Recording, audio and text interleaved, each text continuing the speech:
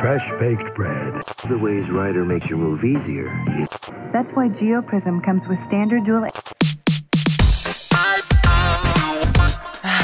Los 90s, esa época que muchos recuerdan con nostalgia, una generación definida por la revolución. Todo estaba cambiando, literalmente todo.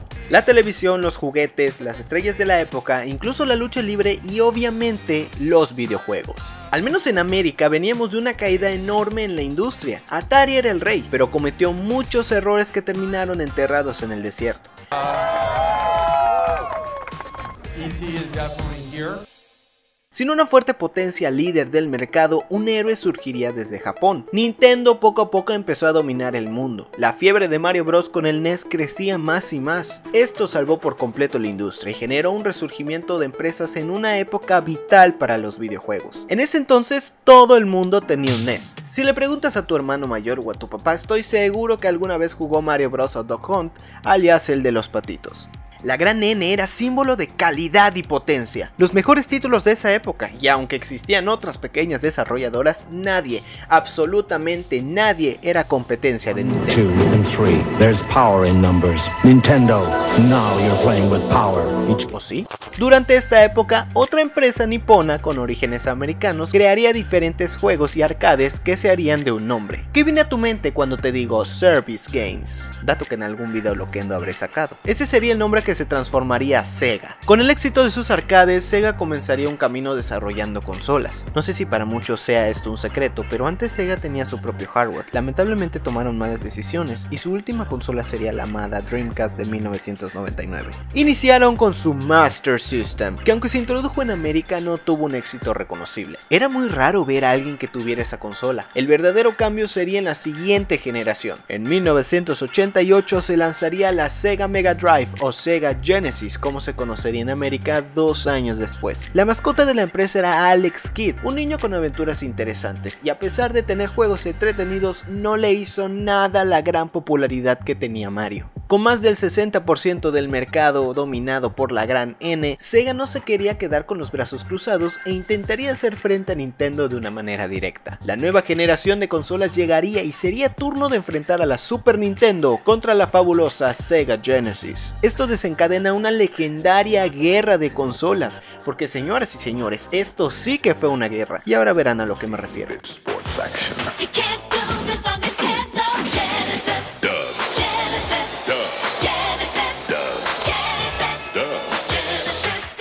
Joe Montana free, Pat Riley free, Buster Douglas free, Super Monaco GP free or Collins free.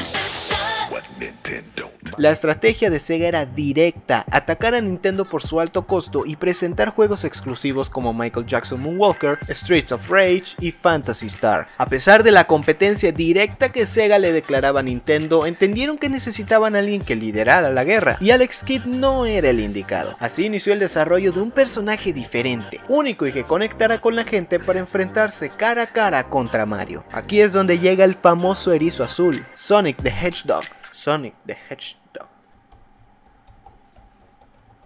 Sonic the Hedgehog.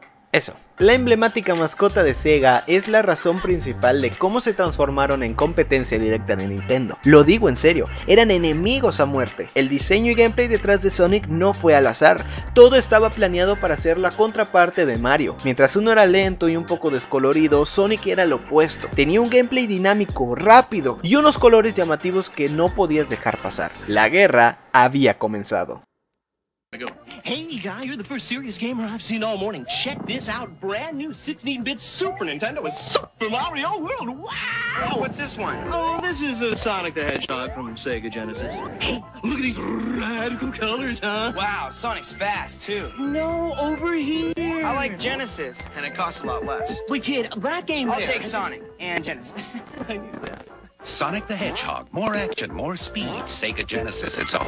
Sonic tenía un soundtrack increíble, de esos que todavía escucho en Spotify. Sin embargo, Sega seguía siendo el número 2 en el mundo, incluso con su gran marketing en contra de Nintendo. A pesar del gran esfuerzo que Sega le puso a su Genesis y el fuerte impulso que tenía Sonic, Nintendo siguió dominando toda la generación. Lo malo es que a partir de aquí, Sega tendría una caída increíble en cuestión de calidad. Se pondría a experimentar con sus siguientes consolas, y eso que no eran malas, pero el surgimiento surgimiento de PlayStation y posteriormente Microsoft haría que la luz de Sega en el hardware poco a poco se vaya apagando. No todo estaba perdido, el mundo del software también es muy lucrativo y es ahí donde Sega continuó con los juegos del Erizo Azul. Sonic ha tenido tantas adaptaciones a lo largo de los años que en algún momento de tu vida te habrá tocado conocerlo. Incluso para los que nunca jugaron Sonic clásico o los nuevos, el cine se ha encargado de mostrar el personaje a la mayoría de personas.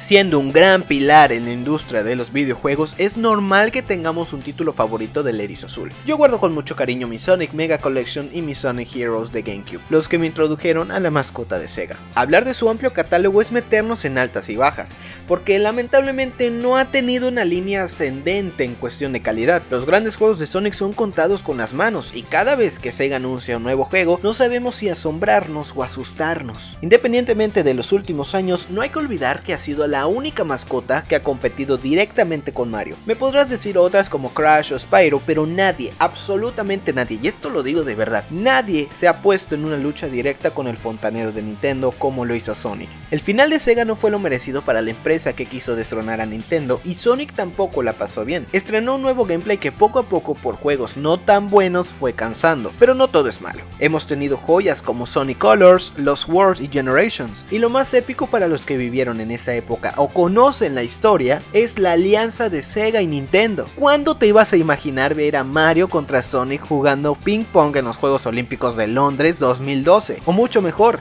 la forma en la que los amantes de Sonic se podían enfrentar a Mario en Super Smash Bros. La fama del erizo nunca ha dejado de crecer. A diferencia de otras mascotas de los videojuegos, Sonic ha seguido con gran fama y amantes de su mitología. Shadow, Knuckles, Robotnik son ahora cultura popular, y aunque no siempre tengamos grandes juegos, una vez que conoces a Sonic, no lo puedes olvidar. Ahora nuevas generaciones están descubriendo el personaje con las películas. Niños de 5 años que no tienen ni idea de todo lo que ha pasado para que ese personaje azul esté en esta pantalla, pero lo que nos da un gran panorama para el futuro de Sonic y sus juegos, porque pase lo que pase, el legado de Sonic y Sega nunca morirá.